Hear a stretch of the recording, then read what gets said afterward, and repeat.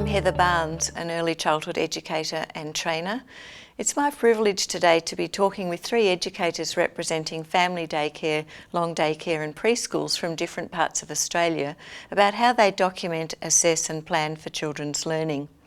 None of these educators profess to be experts or to have all the answers, but they very kindly agreed to share what they do so that other educators can see the range of different ways that educators can incorporate the early years learning framework and work towards meeting the requirements of the National Quality Standard. This is Genevieve Fraser, a family daycare educator from far north Queensland.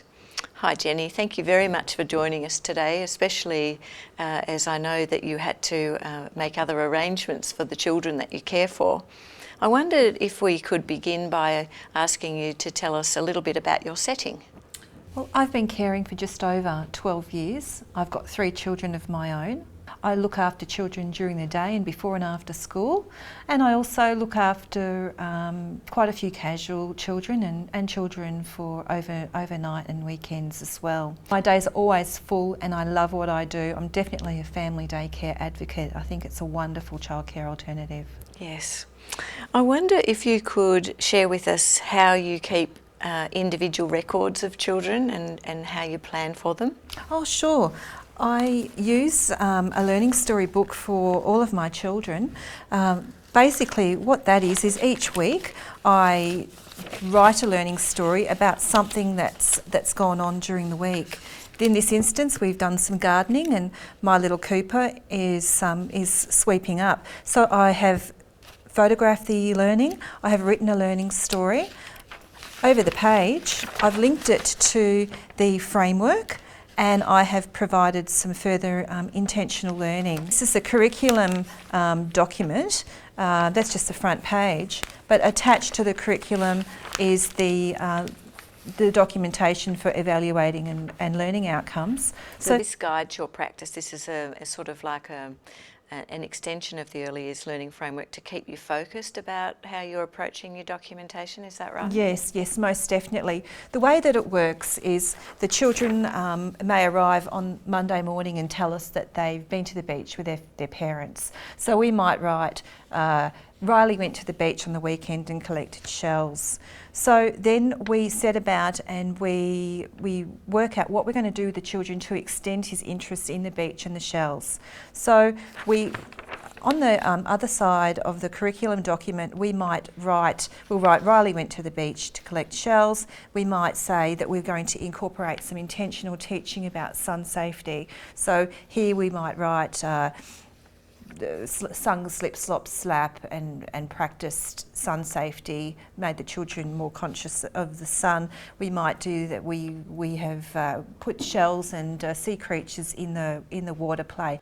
Right, and so you're collecting written observations via your learning stories and you're collecting photographs. Are there any other ways that you keep documentation? Oh yes, there are. Look, I take a lot of photos. I also keep some of the children's artwork. The artwork's always on display. Also, I take photographs of different constructions that the children have been making, and I also document their conversations. And they love to actually look back at it, don't they? Oh, they definitely do, yes. So Jenny, when I was lucky enough to come and visit your home recently, I was thrilled to see such wonderful learning happening with the children when they were all playing collaboratively together, especially being school holidays, that you had the school-age children and the younger children all playing together, making some wonderful structures with plastic pipes. These children have just been amazing with their experimentation and exploration of these tools. One day one of the boys, actually not long ago, said to me, well Jenny, what are these pipes actually used for, like in real life? Do you know what? I think we need to go to Bunnings. We got to the plumbing department. The children discovered that there's all different widths and lengths of these PVC pipes, and sure enough 4 little boys and I left Bunnings with 6 5-metre pieces of piping plus an army load full of elbows and connectors and what have you. We couldn't get them home quick enough. I've been documenting the PVC pipes right from the beginning, and it has extended with pool plumbing pipes, it's extended with concrete mixes. It's extended with observations when we're out and about. You can see with my curriculum documents, quite often the children will make additions as well. Here I've got a little girl that's been practicing writing her name and just a few photos. And this links with the curriculum page. Here I've written the PVC pipe interest is still going strong. So as you can see, the PVC pipes begun prior to this and they've continued on after this. I have, so with the curriculum documentation, I've written in the further and intentional teaching here under the routines, and with this document it also links to the outcomes of the framework, which is written on the bottom of each learning story, so it's quite easy to keep up. So in some ways this play started off by you being very clever and asking your husband to bring home the pipes, but because of the children's interest in the way that they were using the pipes, you've then used your intentional teaching to provide further opportunities to extend their learning. And I was wondering, when you were doing that planning, whether you linked it to the Early Years Learning Framework. Yes, I use the framework to extend the children's confidence and learning and to encourage exploration and experimentation.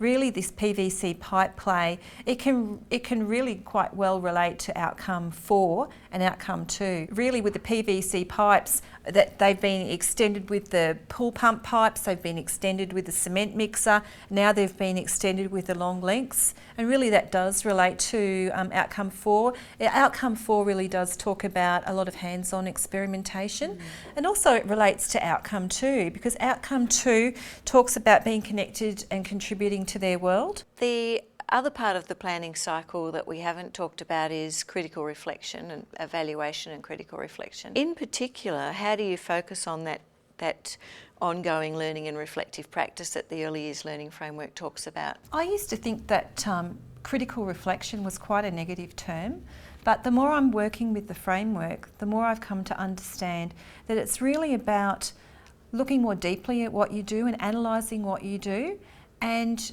just working on improving the outcomes. What I've started doing is I actually put on every curriculum page, I just attach an extra sheet for self-improvement.